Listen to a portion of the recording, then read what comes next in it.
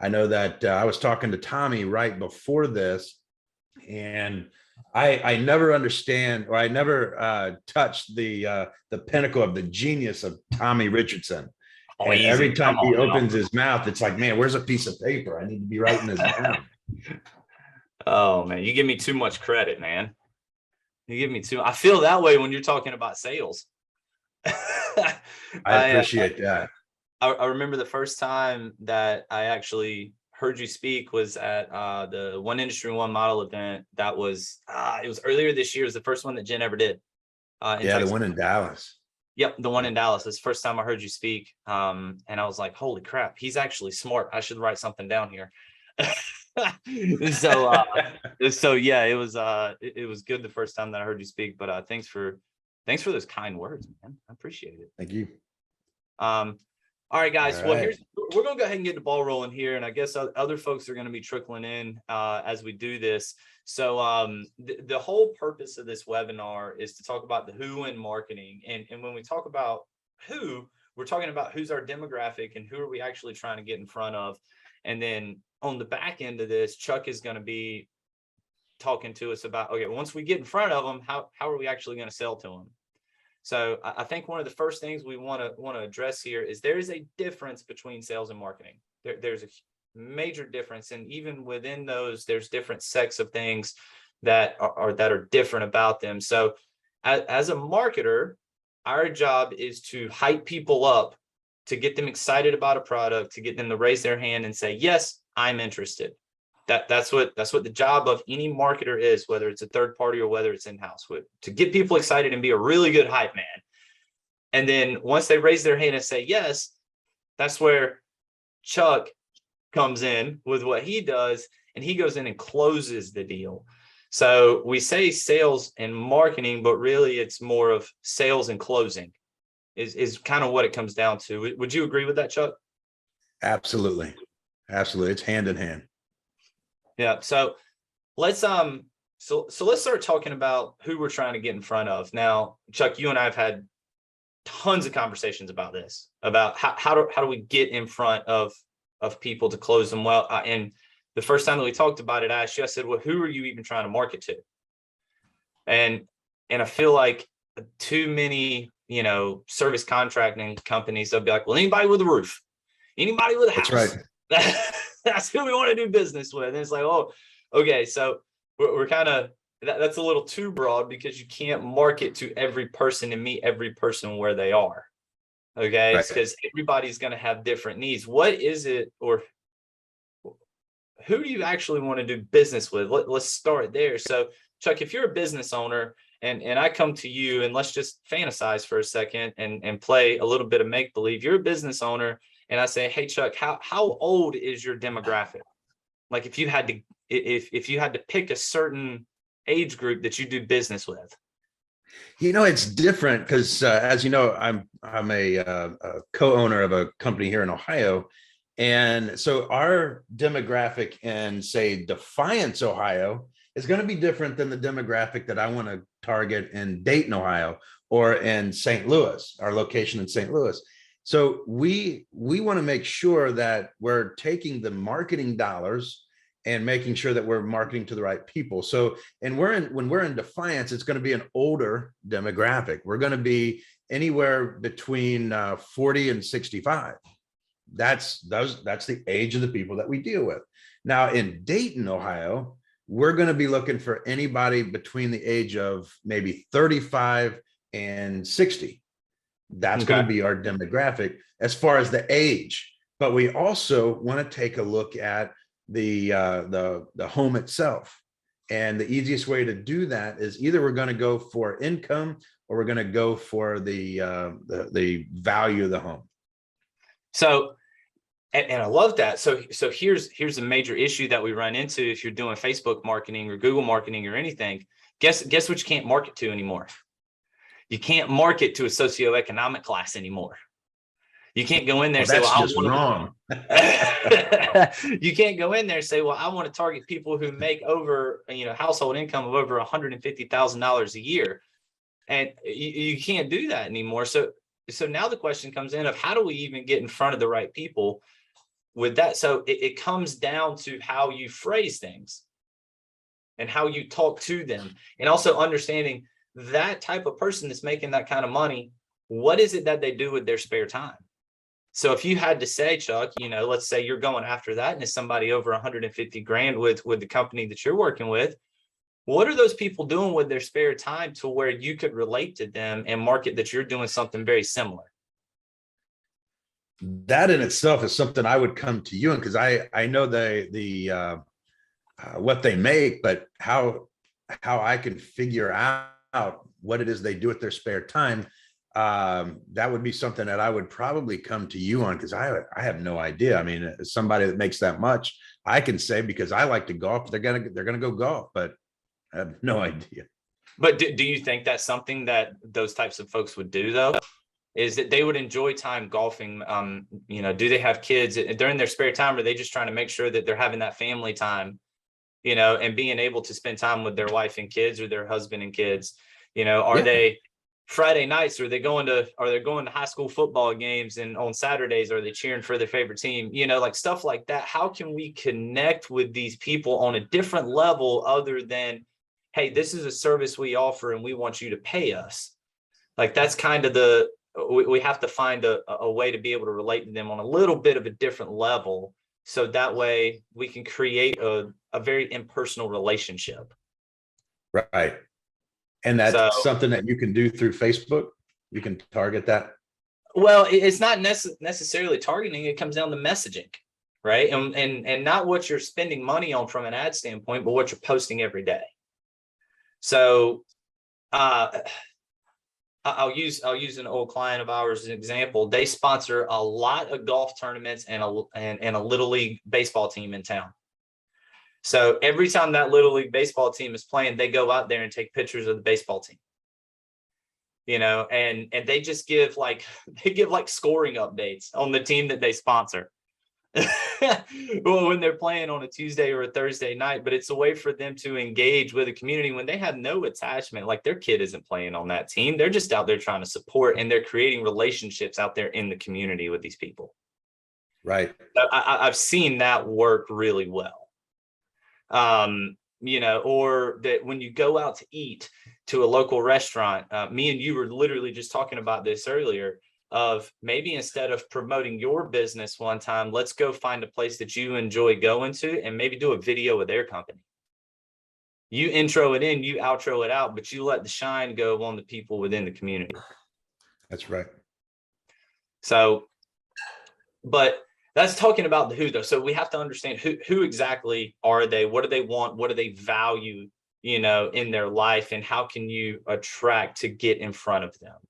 And on top of that, we also have to know, what problem are we actually solving for them? What problem do they want us to solve for them? It's not just to put a new roof on the house. How are you solving problems that they didn't even know existed? So look at it like this. So, with me, I work at home. My wife works from home, and we have 2 small kids at the house. I'll tell you one thing I don't want, and that's a roofer walking on my house between the hours of 12:30 in the afternoon and 3 o'clock in the afternoon. And why is that? Because that's when my 1-year-old's taking a nap.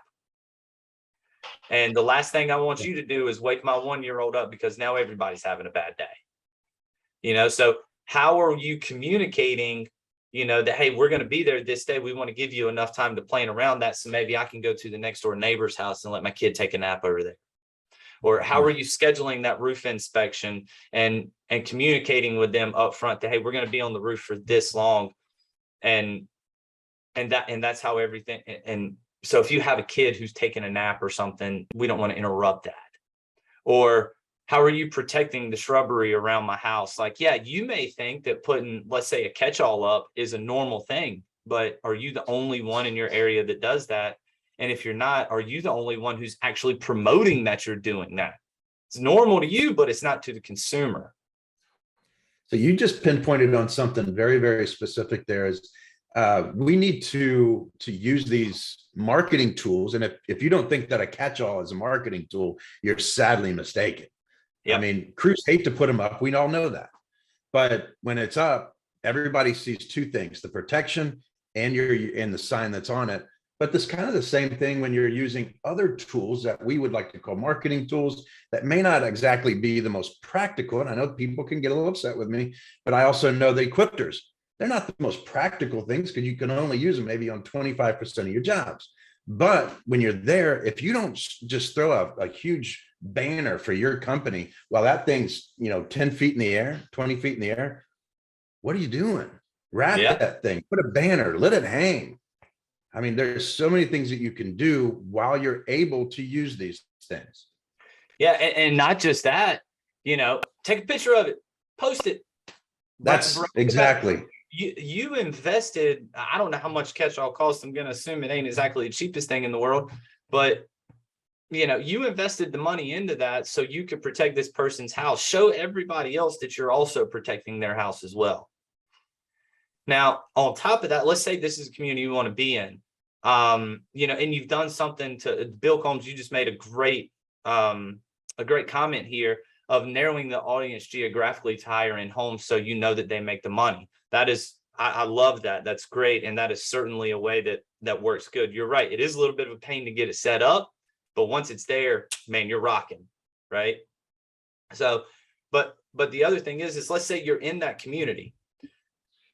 How can we use that opportunity of us already putting a roof on the house to further market our company to get people hyped up about what we're doing? Because again, we just said marketing is all about getting people super excited about the product, right? So Chuck, I know what you're going to say because I heard you talk about it at Top Rep, so I'm going to hit on it from a little bit of a different angle before you do. One of the things that we've seen that works in the past is we all knock on doors, most likely. If not, you probably should at some point.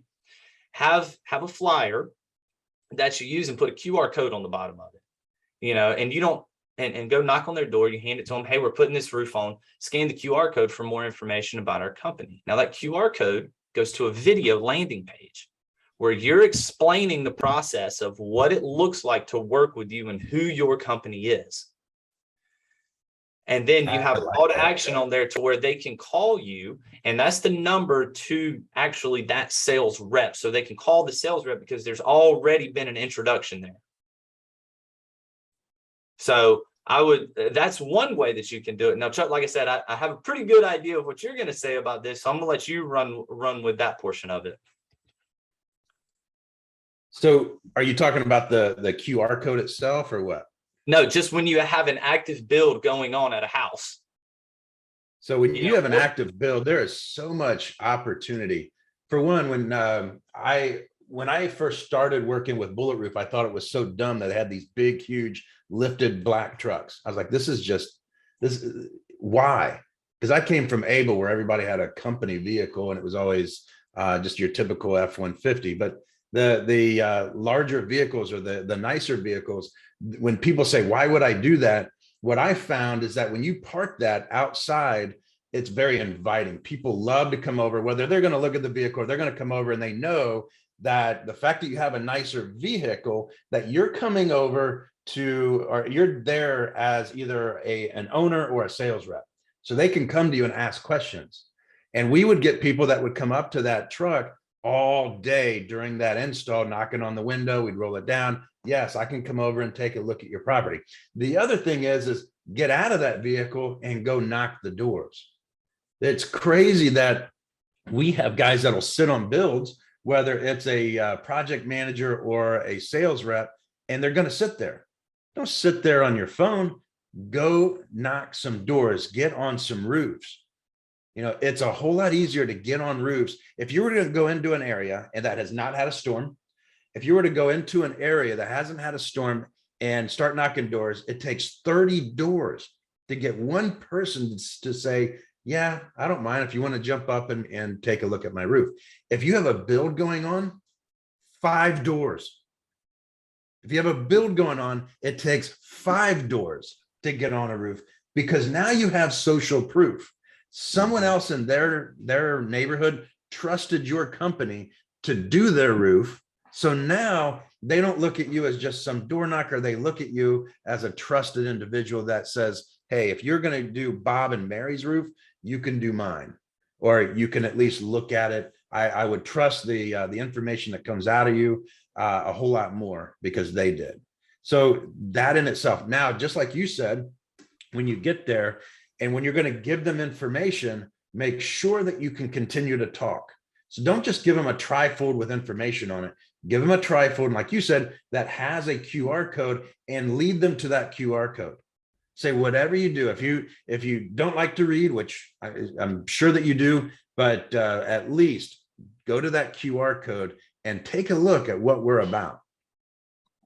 Yeah, I mean, that's all of those things, and that's just why the build's going on, right? Like, we're not talking about anything else, outside of that one scenario right there. Like, that's just one part of your marketing of being in front of the people that you already want to do business with. I really hate interrupting these videos, but I've got some important information for you.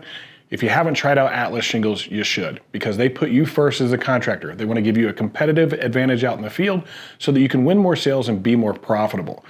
Check out Atlas in your local area, find your local rep, get hooked up with them today, and start making more money tomorrow. So, but I'm going to share something with everybody. I'm going to give something away here.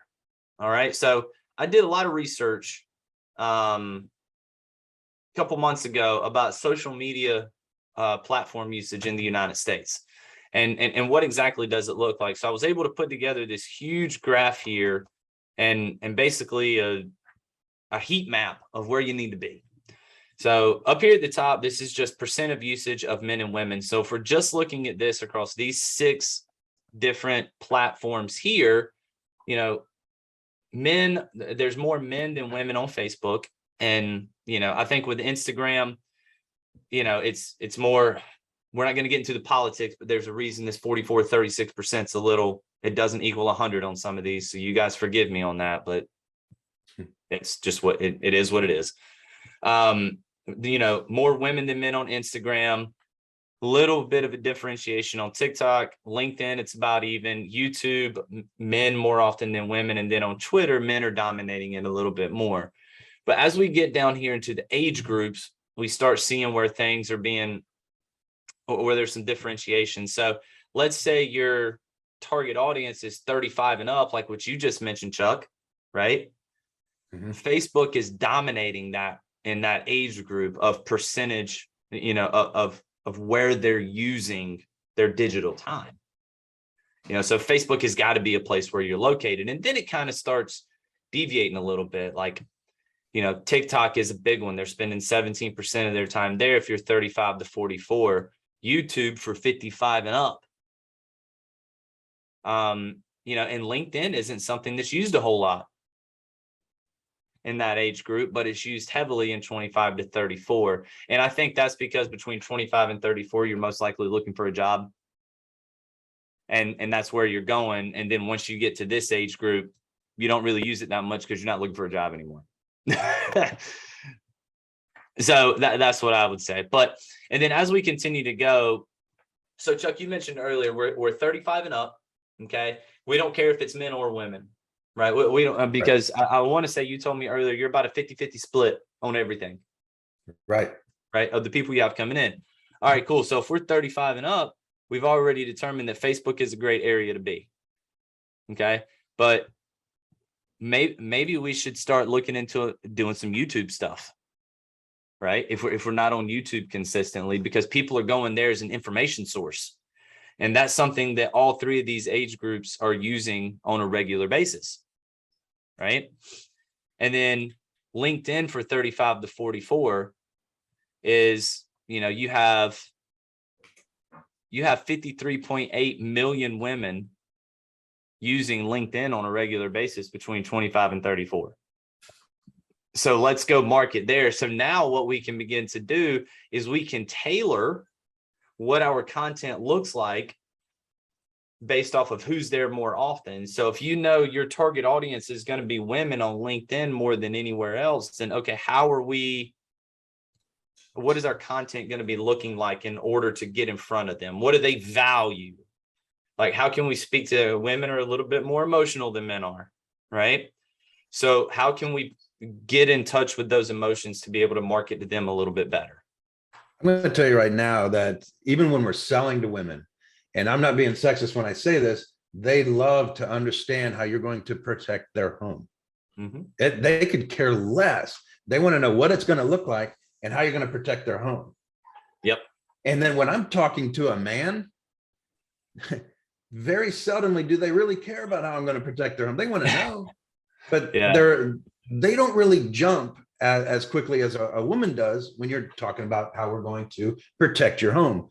And then for the men, where I get most of my attention is where I'm talking about the differences in material that we use based on the area that we're in. That's when they start to like, wow, that's really cool. A woman, not so much. So again, you got to know your demographic. That's right. So Chuck, we've talked about, all right, we know how old they are, we know what they value, we know what they like, we know what they don't like, we know what they're, we're finding out what their expectations are and what we're actually doing that's solving a problem for them. From a social standpoint, we got a really good idea where we need to be. All right, now they give us a call and we got that lead that comes in. What's our next steps with them? So we have to look at where that lead is coming from, and where that lead's coming from. If it's TV, we have very little competition. You spend a lot of money to get it, but you have very little competition because they saw your ad and they're coming to you. Kind of the same thing with a website lead. So these leads that are organic, where they typically don't have a bunch of other competition already lined up, is you have the opportunity to be that consultative sales approach. But if it is coming from Facebook or social media, if it's coming from social media, or if it's coming from a lead aggregator, then it is a one call close. You're not going back. Now social media a little bit more so than your lead aggregators. That when I'm saying this is, you have the ability to make them understand who you are a little bit more than what a lead aggregator. A lead aggregator, you truly only have one shot. So Home Advisor, Angie's List, Thumbtack, Porch, any of these 3 Shifts, any of them, you have one shot.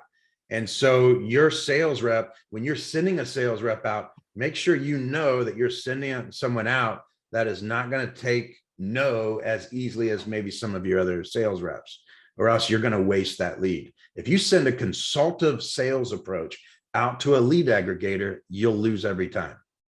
But when you're looking at your more organic approach, you can send those consultative guys out, those guys that are a little bit softer in the close, but they will go for the close. We want to make sure that all of our sales reps have enough ego to actually ask for the sale and to stand inside that gap of understanding that when they come in with an excuse or a stall, that they know what to say. Yeah. So, yeah, I mean, you were talking about aggregators, and that's something that I didn't really touch on a whole lot, but when you're using those lead aggregators, they can produce really good leads, but like you said, you've got to have that, I got to close them right here, right now type of attitude when it comes to that, because it's just really hard to give them a little bit and just be like, okay, we'll call you back. Or if they say, I want to think about it, all right, let's do this. You're on the phone with somebody that calls from a lead aggregator. You're on the phone and it's like, oh, well, let me think about it, Chuck, and I'll get back with you. So when you're on the phone with, I will say with lead aggregators, you have to get to the point quick. Now, here's the thing: when you're going to book a lead aggregator appointment, and there was years ago when Home Advisor had me speak for them and help their customer base understand how to book that lead. First of all, we've all been told you have to call within 5 minutes. The professionals call within 30 seconds. The other thing is that number that they're calling from is here, not their company phones. It used to be that we would have dialers, and it would call that so fast that by the time they hit submit, you're already calling. Well, the thing is now dialers are marked as spam. So it can be very, very difficult. So now we look at the cell phone. So that comes in And a lot of these lead aggregators will spin it in as a text message. You can click it to give that person a call very quickly. And very seldomly does a cell phone get marked as spam. So, and I'm getting a spam call right now, by the way. But you know, but very seldomly does a cell phone get marked as spam. When you make that phone call on a landline, it's going to come up as your company. It's what do they call it? Maybe, and it gives you the company name. It could be this company that's calling.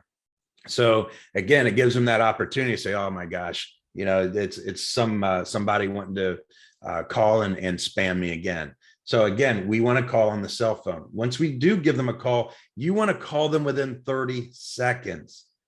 When you get a hold of them, you want to sit on the phone for 10 minutes with them.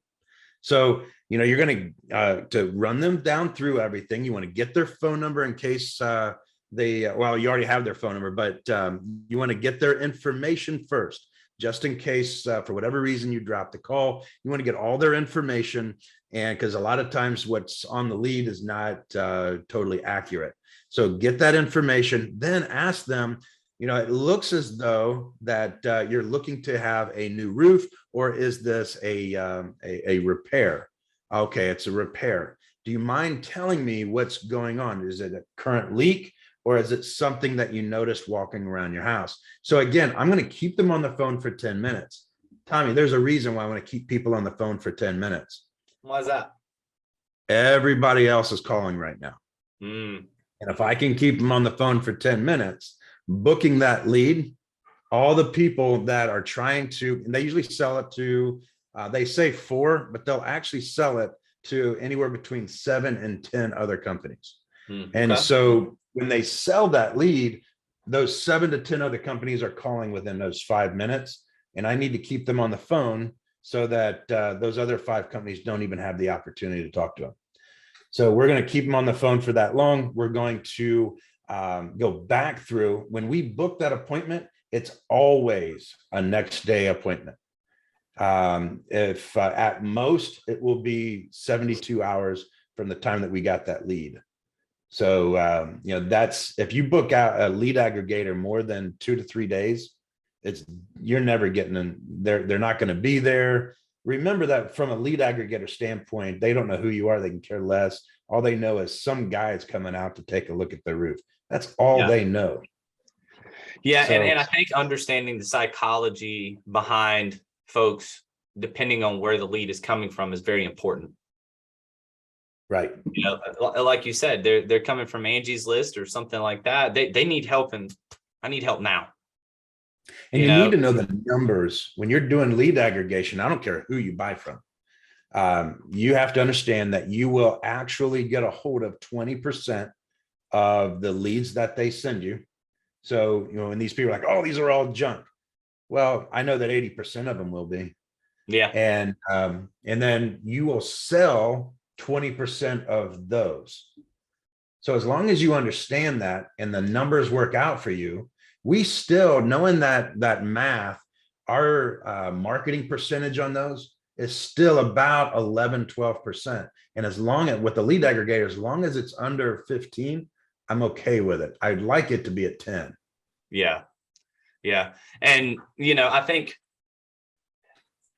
understanding, and we'll get into finances on a completely different one, but understanding what that's supposed to look like, you know, and having a budget for what you're actually spending that's based off of what your goals are through your marketing for the year is also extremely important too. Right. So, somebody mentioned how much are the leads from Angie's List? Yeah, I was gonna say, do you want to answer that just to them, or do you want to address that to everybody?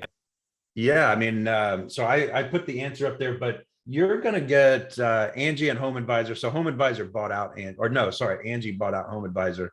And so on a repair lead, you can usually get away with right around $60. And then you can go all the way up to $150 for a replacement lead that is where they call it an exact match, as they would say. So, and don't get tied up on this whole exact match thing. A lead is a lead. Remember, they all suck.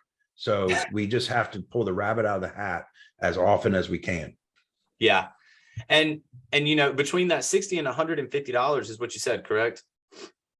60 and 150. Yeah. Yeah. That's very similar to local service ads. It's very similar depending on your area, right? It's extremely similar. But what I like about the local services ads in comparison to the lead aggregates is when they click to call you, all you have to do is pick the phone up.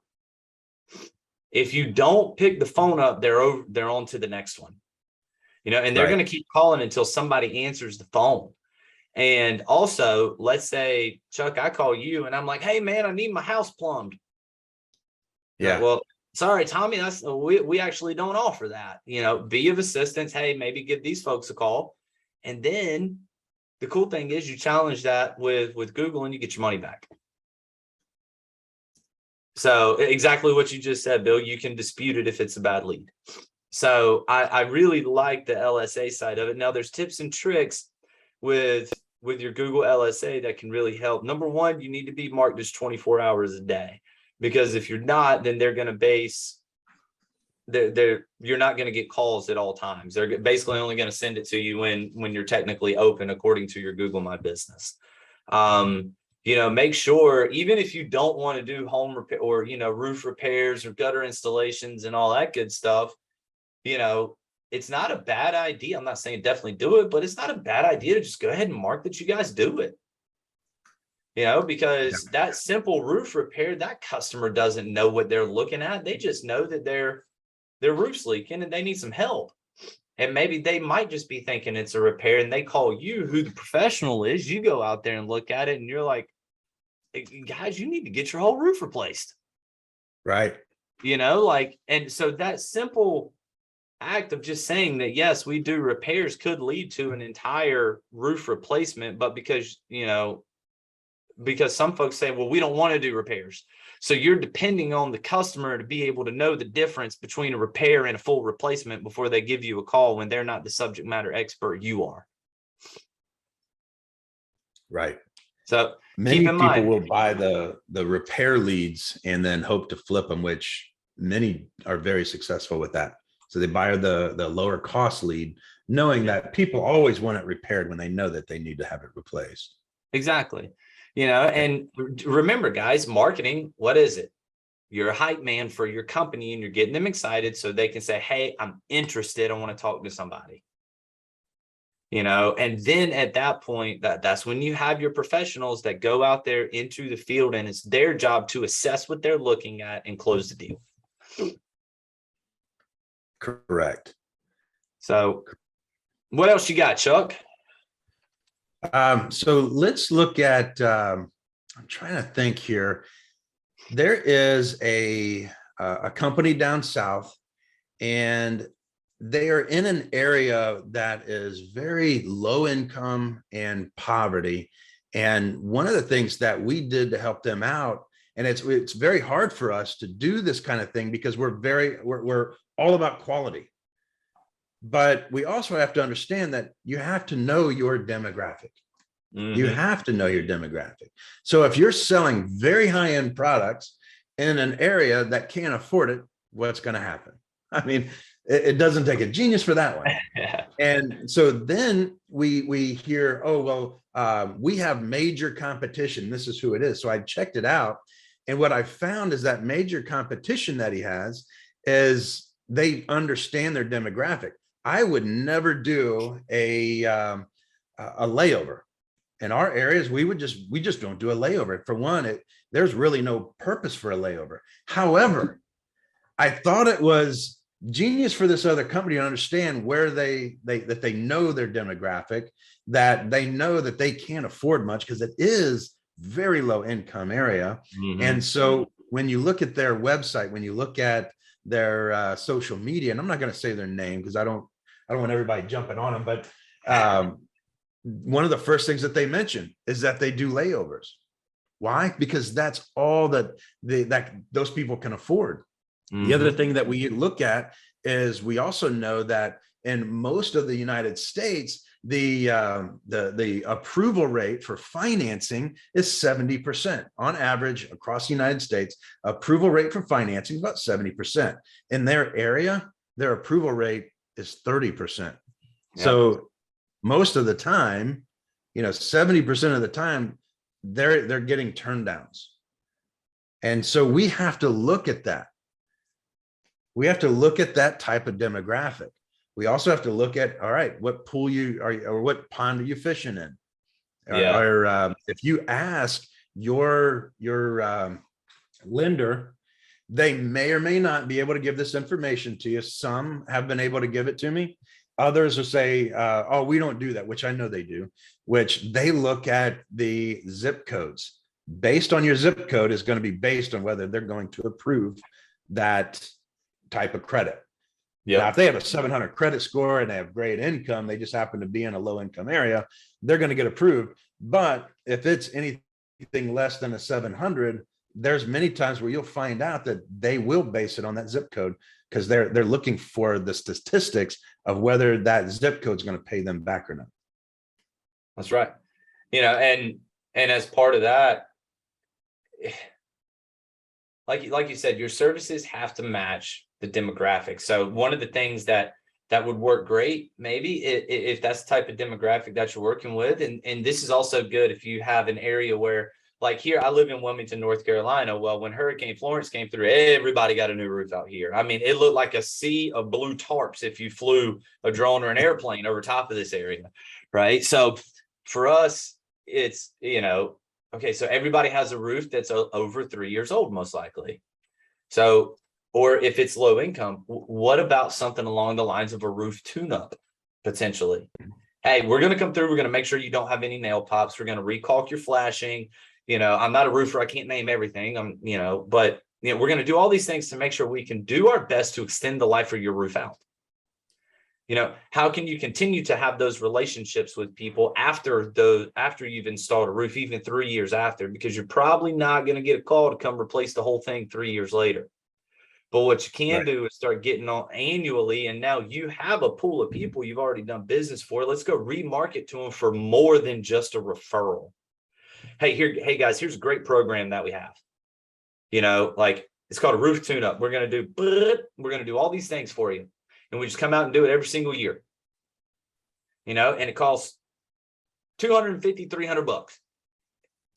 And it's, and what it does, it's called something, that's really cool, whatever you want to name it, right? Like, it doesn't have to be roof tune-up, but you can call it something really cool.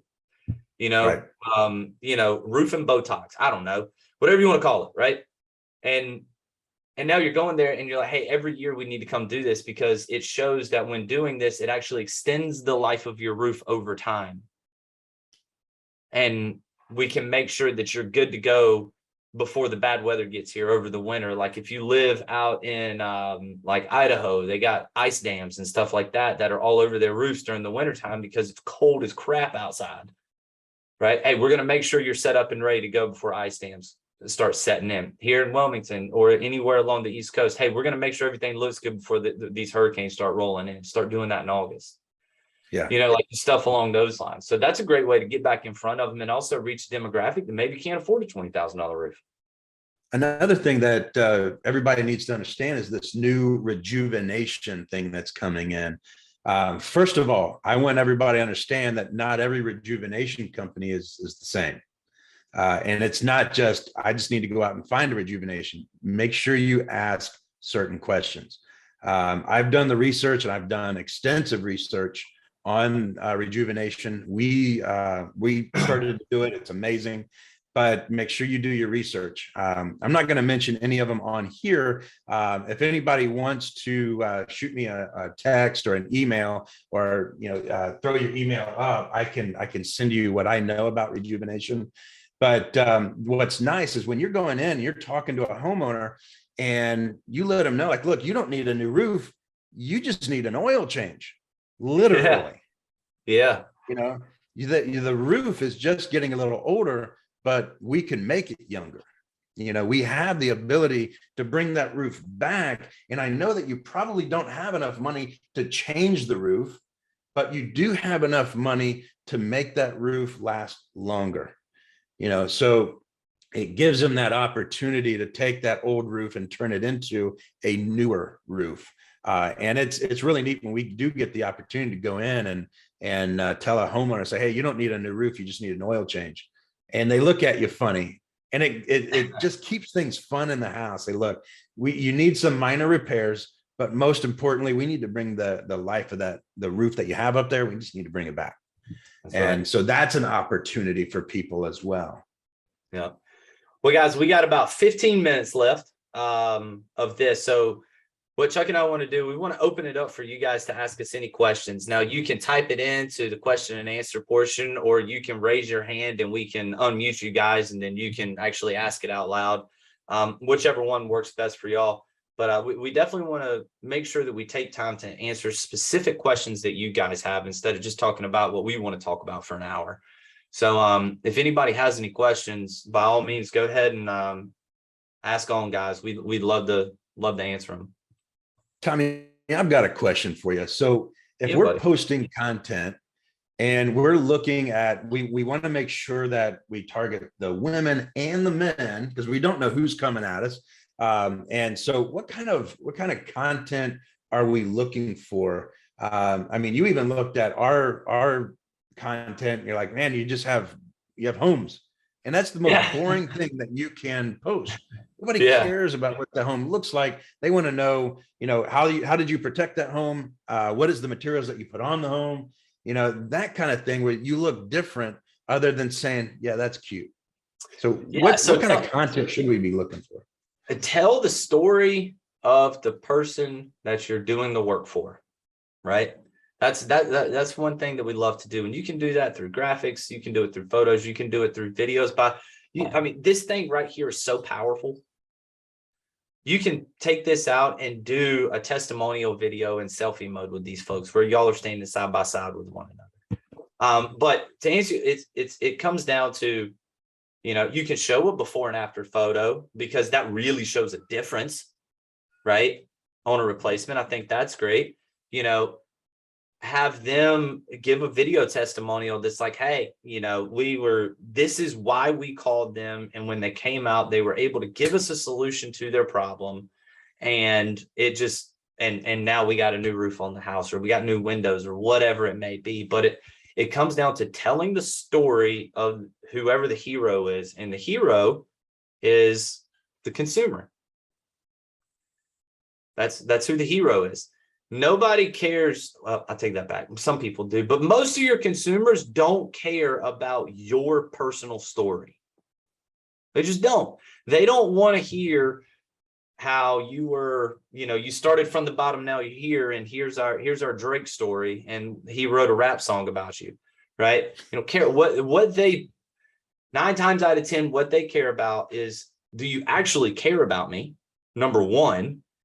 And if so, how do you care about me?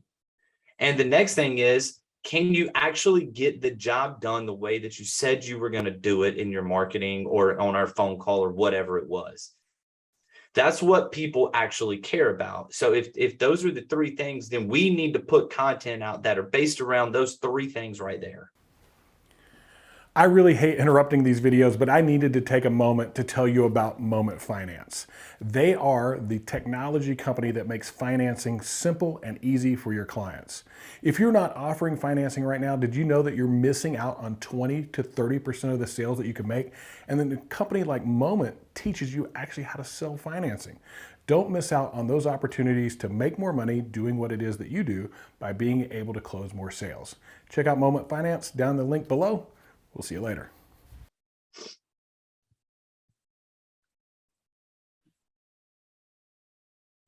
There's a person on Facebook that I follow, and I'm very close with him now. Used to be I would just follow him and like his stuff, but now I've had dinner with him a few times. I meet up with him quite often, and his name is Jacob Fuchs. And Jacob, what I like about what Jacob does, I was having dinner with him, I think it was last month, in Atlanta, and he says, Chuck, you got to understand that most of the people that I'm friends with on Facebook are not roofers. He says, I don't friend roofers. He says, it's nice to know some of the bigger guys in the business, but most importantly, I friend my customers. I friend the people in the community that I serve. And I will tell you, there are very few people that I have met that gets as many referrals as he does. We were sitting there at the dinner table and they kept coming in. And I'm like, man, this is nuts. We're sitting here having dinner. And I think you had 3 referrals come in during dinner. That's pretty awesome.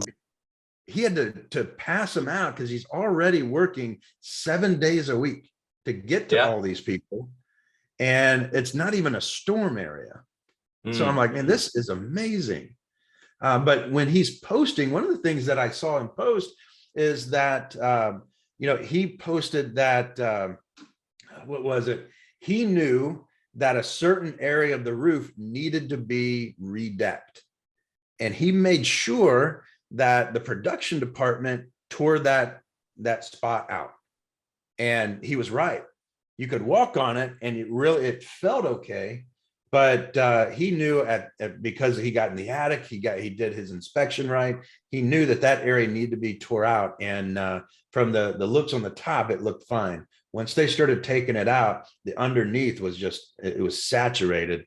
And, that's when people start to say that's the guy that I want on my roof. Yep. Hey, Bill Combs, thanks for the shout out, by the way. Appreciate that. I see you. I just got the notification. Yeah, and I love that. I think that's something that is often overlooked. I mean, I barely remember to coach on it is, why are we befriending other roofers? I understand you want to be friends with them and all that good stuff, right? Like, that's cool, but are they paying your bills? Are they the ones reaching out to you to go replace their roof? Let's get involved with the people that are in our area. One last thing that I want to mention here, before I get off of talking about showing how you care. I don't know how many of you guys know this. I used to actually sell roofs. That's what I did before I started getting into marketing. When Hurricane Florence came through down here in Wilmington, this is where I live. My buddy reached out to me that owned the local company because he knew I was in real estate. And he was like, hey, man, I need some help, just trying to sell some roofs. And I was like, well, ain't nothing gonna sell from a real estate perspective. We got a category 1 hurricane that just sat on us for 3 days. So I ain't really gonna be selling much real estate. I need to make some money. Sounds good. Well, I started doing that and we started doing drone photography and stuff to that extent, like trying to take photos and stuff of before and afters with the tarping.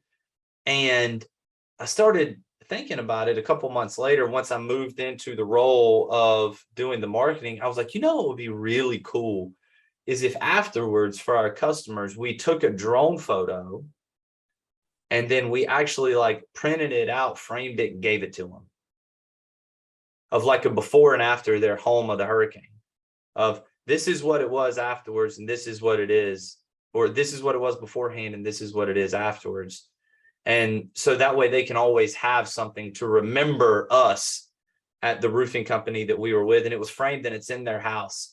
And people really, really appreciated that because we took the time and maybe we spent like $30-40 to get this done. And it was something where we went a little bit further than everybody else. And I think for probably almost a year afterwards, we just kept getting referrals based off of a $30 to $40 investment per house and a little bit of time of taking some drone shots. That is excellent. So, yeah, seriously, if you guys have any questions, please, by all means, and it can be about more than target audience, by the way, or something like that when it comes to marketing. Like if you need a pointer on your local services or your social media or shooting content or anything, it doesn't matter. I mean, please feel free to shoot, guys. Real quick, there were some pointers that you gave me based on some of the social media stuff we had. What are some of the things that they need to watch out for? Oh man, what do you mean, good or bad? I mean, bad. Some of the things that maybe they're in with somebody that's here's, so I get this a lot is we hired a content creator. Yep. And it's just somebody that can come up with content, which is great. The problem is do they know what to do with it? Yeah, they got to know. But everybody has a content creator, and it's the number one answer I get when I say, "Who's your content creator?" My son or daughter. Yep. Yeah, and they may be great. Yeah, I mean, your content creation has to match who you are as a company. So you got one company that, for us, that they love having a good time, and they're very sales centric, and they just, man, they're just, I've never worked with a company like this before. Like all that like rap music is constantly playing inside of their office. Like I've never been in a company like that before, but that's the culture that they have. Those are the people that they have within their company. And dude, they do great. Like they're killing it. I think they went from like $3 to $7 million just this past year. So they're making some really big jumps, and they're doing great, but they know the culture that they have in front of them, or within the company. And then they also, they really know their area very, very well. And they know that the culture that they have internally with the people that they have may not necessarily always match every single area of where they are, because they live in a very farmer heavy area. So if they're trying to do a hype video to get the sales guys rolling one morning, which we've done that for them before, they need to have some hip hop music, and that thing needs to be bumping. But if they're trying to get in front of the client, the music needs to be more centered around the lifestyle that they live, where it's going to relate to them a little more. So I would make sure, if you have a content creator, even down to the music, make sure it fits who your target audience is. You have to make sure it does, because if they hear the first tone of that song and they're like, nope, I don't listen to that music, they're gone and you ain't even said a word yet. Also, if you have a company that is doing work for you, and they're saying their job is to help grow your following on social media, be very careful. And I cannot stress this enough. I've seen this happen at least once, maybe more. Make sure the company that is working for you is not buying followers, because that will ruin your targeting in the long run.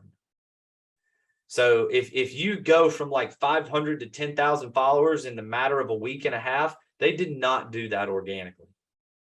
Didn't happen. So you be very careful. Make sure that is a question that you are asking when you're interviewing a marketing company. If they're saying, yeah, we're going to help you grow your following. Okay, you're not purchasing followers, are you? Because if you're going to do that, then we're done. We're not working with you, because that's not what you want to do. Because those followers that they're purchasing, they're probably coming from the Middle East. So what's bad with that? Because I mean, you think that having a lot of followers would be good, right? And somebody jumps on like, wow, they're really popular. What I mean, do they cap you at followers? Do they slow something down? Do they speed it up? I don't know what. And no, so what happens is let's say you're trying to run a Facebook ad and you're trying to get in front of people that don't follow you, correct? And so you're going to go in and you're going to make a lookalike audience on the 1% of the people. You're going to pull data points from your following to create another audience, right? Well, if the audience was purchased and all of their data points are saying that they're in the Middle East and that they like,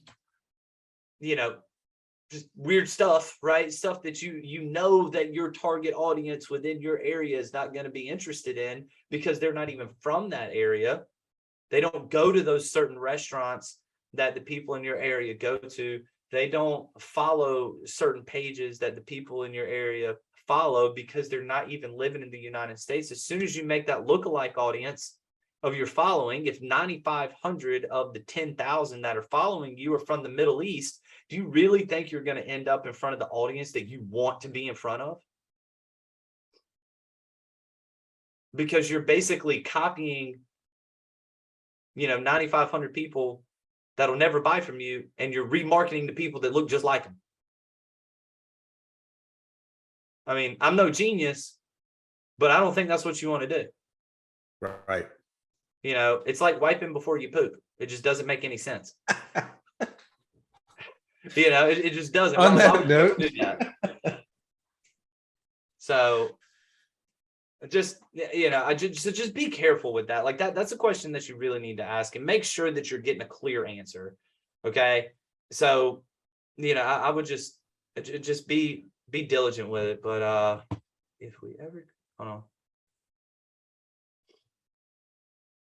Yeah. So Bill Combs, I love what you're saying here. The lookalike audiences, you know, from a roofer standpoint, typically speaking, they don't work great. They will work, you know, like, so let's say one of the situations where I would say it would work is when we were helping a company go from like the Raleigh metro area in North Carolina down to Wilmington. We were trying to find an audience quickly that looked very similar to that one because we were moving into a new area. So what we did is we took the lookalike audience from Raleigh and then applied it down in Wilmington because we were opening up a new office. So I would say that would be a great way to utilize that as a roofing company is somewhere along those lines. But yes, just using geography. Yeah, that's a great way to do it. And when you're doing that, make sure, like if it's for financing stuff, maybe I would start off by saying, you know, do you have a credit score of at least 620? Let's just go ahead and rule out the people who can't get it from the very beginning. You know, let's make sure we're getting the leads that we actually want to get here. And part of that goes back to what we said earlier, comes into your messaging. So, Chuck, you got anything else? I really don't. This was good. Man, the time went by so fast. It did. That 1 hour kind of flew by. And so, Bill, thanks for all the interaction, man. It's great comments. Great question. Well, Chuck, a quick question for you, man. If somebody wanted to like book an analysis call with you or kind of pick your brain a little bit more one-on-one, how can they get in contact with you?